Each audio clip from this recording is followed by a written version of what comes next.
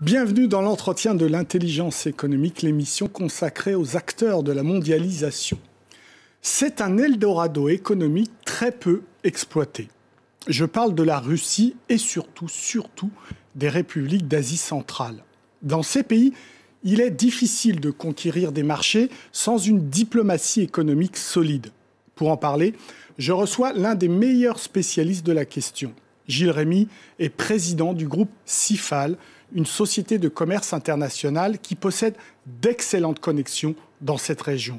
Bonjour Gilles Rémy. Bonjour. Alors vous travaillez depuis combien de temps en Russie et en Asie centrale ? Alors la société que je dirige est une très ancienne société. Elle travaille depuis 70 ans dans cette zone qui était l'Europe de l'Est, l'URSS. Moi, à titre personnel, depuis bientôt 30 ans, sur l'URSS, la Russie et l'Asie centrale, ces nouvelles républiques devenues indépendantes à l'implosion de l'Union soviétique. Et vous trouvez que c'est un Eldorado pas très bien exploité ? Alors, Eldorado, c'est peut-être un terme journalistique très séduisant. En tout cas, ce sont des pays qui ont d'énormes ressources. Et effectivement, ces ressources, en termes de commerce international pour nous et de présence, sont insuffisamment utilisées. Comment vous accompagnez les entreprises là-bas ? Alors, la situation est très différente, puisque vous avez, en 1991, après la disparition de l'Union soviétique, on a vu apparaître donc une Russie qui a vécu 10 années terribles en termes de marasme économique, et puis l'apparition de nouveaux États indépendants. Et je dirais qu'aujourd'hui, la planète, elle est finie. On ne retrouvera plus jamais ça, puisqu'on a eu ces républiques au sein de l'Union soviétique qui, tout d'un coup, deviennent, sans trop l'avoir demandé, deviennent indépendantes. Et on voit de nouveaux États se constituer, donc issus des 15 républiques soviétiques, 5 en Asie centrale, 3 dans le Caucase, la Géorgie, l'Arménie et l'Azerbaïdjan, et puis la Russie et les pays baltes qui, eux, se dirigent vers l'Europe. Évidemment, il faut ce type d'intermédiaire parce que les entreprises connaissent ces régions ou pas ? Alors, tout ce qui est Asie centrale, ce qui s'est décroché de la Russie et de ce qui était l'Union soviétique, et avant, il y avait l'Empire russe. Ces pays, en fait, ils étaient très difficilement cernables, identifiables, puisque donc ce sont des pays, la plupart sont de langue turcophone, mais en fait, c'est le russe qui était la langue de travail, la langue politique, la langue de communication. Et donc, les entreprises, les grandes entreprises, et même nos autorités, ne savaient pas trop comment les aborder. Il y avait une grande mode que le MEDEF a essayé de promouvoir dans les années 90. Passons par la Turquie. J'ai toujours trouvé que c'était une absurdité totale, puisque ce qu'on attendait, c'était la France, et ce n'était pas une France sous-traitante sous un drapeau turc. Quels sont les secteurs intéressants dans ces régions-là ? Alors, il faut dire que ces pays d'Asie centrale ont chacun une situation différente, puisque vous avez un pays comme le Kazakhstan qui fait 80% du PIB de cette région. Vous en avez des plus petits, comme la Kirghizie, dénués de toute ressource gazière ou pétrolière. Et donc, on a des situations très, très différentes. Mais globalement, ces pays sont des réserves de pétrole et de gaz. Un pays qu'on connaît mal, le Turkménistan, qui est à peu près la superficie de la France, 80% de désert, c'est les 4e réserves de gaz mondiales. Son problème est un problème d'évacuation, mais le gaz est bien là. Le Kazakhstan, c'est absolument tout ce qu'il peut y avoir dans le sous-sol de la planète. C'est de l'uranium, c'est du pétrole, c'est du gaz, c'est tous les métaux rares, etc. Et alors, il faut les tirer, les entreprises françaises, pour qu'elles viennent ? Alors, il faut les trouver parce que autant la Russie est facilement identifiable. On voit dans la Russie un peu la succession de l'URSS. Ce pays est beaucoup mieux connu que ces nouveaux États qui, eux, arrivent sur la scène internationale. Donc, pour les entreprises, effectivement, il y a une difficulté de les percevoir. Et puis, ce n'est pas... c'est un grand marché intéressant, mais c'est une région immense d'un point de vue territorial.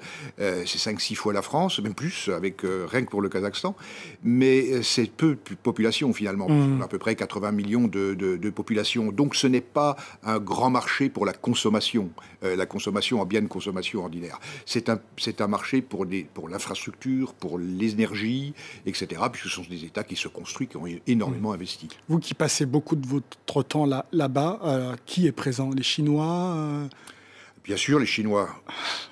Ils sont partout. Ils sont partout, y compris là-bas. L'Europe. Oui, alors l'Europe, le problème de l'Europe, c'est son numéro de téléphone, c'est bien connu, et on a affaire à des dirigeants qui ont qui tous, alors ça c'est le point commun, après cette indépendance, ils ont été très jaloux de leur nouvelle souveraineté, de la surveillance de leurs frontières, de leur identité nationale, et donc ils sont en demande d'Europe évidemment, mais c'est la difficulté d'avoir des interlocuteurs, et leur réflexe, leur penchant naturel, c'est de rechercher dans une relation bilatérale des partenaires européens, et bien sûr la France a une place de choix. Alors, c'est difficile avec les sanctions en Russie de faire des affaires en Russie. Est-ce que ça complique aussi les affaires en Asie centrale ou pas ? Alors, ça sera pour des raisons différentes. Alors, pour la Russie, effectivement, la situation est très difficile avec les nouvelles sanctions américaines et même le problème, c'est le problème général de l'extraterritorialité du droit américain et qui fait qu'on ne sait jamais dans quelle mesure on peut être ensuite racketté par les États-Unis. Et en même temps, il y a aussi une responsabilité qui est une responsabilité européenne parce qu'on parle des États-Unis, mais il faut savoir que tous les 6 mois, les sanctions contre la Russie qui sont complètement... exactement. Je veux dire qu'ils se retournent contre nous, en fait, elles seront reconduites. Elles seront peut-être reconduites au mois de juin. En ce qui concerne l'Asie centrale, on est dans une situation différente, qui est très difficile aujourd'hui d'appréhender, c'est les effets des sanctions contre l'Iran. Ah oui. On voit bien que on va arriver, l'annonce américaine a été faite sur un régime de sanctions qui sera peut-être le plus dur de toute l'histoire. D'ailleurs, on peut imaginer ce que ça peut donner si on considère que ça sera plus dur qu'avec Cuba. Et donc, quelles seront les conséquences pour les pays riverains, puisque cette zone d'Asie centrale, elle est riveraine de l'Afghanistan, mais de l'Iran également. Et donc, ces dernières années, et c'est ce courant avec notamment les routes de la soie, les routes de la soie, elles intègrent aussi l'Iran. Et donc, la Chine est bien sûr le grand architecte de ces projets. Et toute la question va être de savoir jusqu'où la Chine résistera aux sanctions américaines, comment ces pays aussi qui craindront un effet indirect des sanctions américaines vont se comporter dans leurs relations avec l'Iran. Et ça, c'est la grande question aujourd'hui. Vous dites que pour faire du business dans ces pays, essentiellement l'Asie centrale, il faut que le président de la République, soit en France ou ailleurs, mouille la chemise et aille serrer les mains pour que les contrats se signent. Oui. Alors, on a...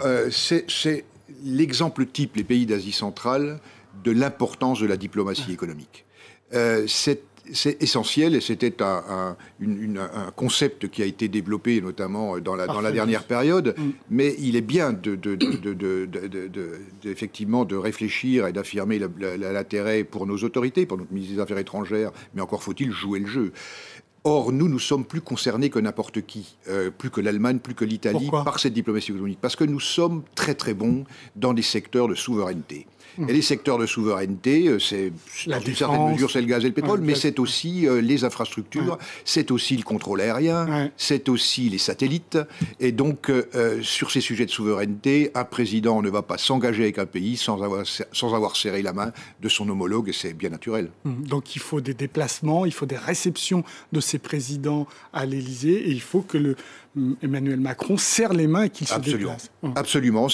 Il faut montrer le respect, l'intérêt qu'on porte à ces pays et de montrer qu'on a une véritable volonté de coopération. Et pour nous, d'ailleurs, c'est pas seulement des intérêts économiques, mais c'est aussi des intérêts stratégiques. Ce sont des zones de stabilité à des frontières qui sont les frontières de l'Afghanistan ou de l'Iran. On est conscient à l'Élysée de ça ? Je pense que la prise de conscience n'est pas encore totalement pour parler en termes diplomatiques, mais on a besoin, et je crois que oui. Alors bon, il y a des priorités internationales, il y a des agendas qui sont constamment bouleversés, mais à moyen terme, j'ai confiance. Oui. Alors donc, vous amenez des entreprises européennes vers la Russie, l'Asie centrale, mais vous prenez aussi des entreprises russes que vous accompagnez, pas forcément en Europe, mais au sud, en Afrique. Oui, alors ça, c'est un nouveau volet de développement, puisque donc, ma société a plus de 70 ans d'expérience sur ces marchés, et on a toujours été, jusqu'à présent, les représentants d'intérêts économiques français sur ces marchés. À une époque, c'était effectivement sur l'Asie centrale. J'ai introduit beaucoup de sociétés, des grandes sociétés du CAC 40. Aujourd'hui, il y a un vrai besoin des industriels russes d'utiliser, de s'appuyer sur des plateformes commerciales, sur des sociétés de commerce international efficaces. Et il n'y a pas de société russe efficace en termes de commerce international, et notamment en Afrique. Et donc, effectivement, c'est un sujet qui m'intéresse beaucoup aujourd'hui. C'est en synergie avec notre présence et peut-être sur des projets communs de représenter des industriels russes sur un certain nombre de pays africains. Et ils proposent quoi, les Russes, en Afrique ? Ils ont des productions industrielles qui sont de meilleure qualité que les productions chinoises. Ils ont un rapport qualité-prix excellent. Oui. Et je pense qu'effectivement, beaucoup de choses, que ce soit dans les infrastructures, mais ça peut être les camions, ça peut être des installations dans le secteur même du gaz et du pétrole qui peuvent être très intéressantes pour les pays africains. Merci beaucoup, Gilles Rémy, pour vos réponses. L'entretien de l'intelligence économique est terminé, mais évidemment, comme d'habitude, vous pouvez le retrouver sur france24.com. Au revoir.